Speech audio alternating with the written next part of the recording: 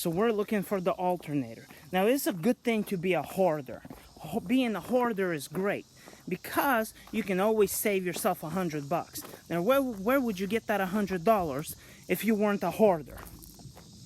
And we're looking for that alternator. Oh, there's an alternator right here. Yeah, you see, this is the wrong plug. Let me keep looking. There's some exhaust manifolds. Oh, there's a fuel pump that yeah, right here.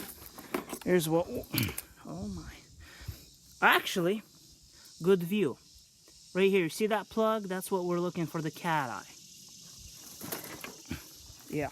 Well, does it spin? Alright, so, good illustration here. Both of the alternators bolt on... Oh, this one spins too. Both of the alternators bolt on the same, but this is the older generation plug. This is the newer generation plug. Do you see the plug? Here we are.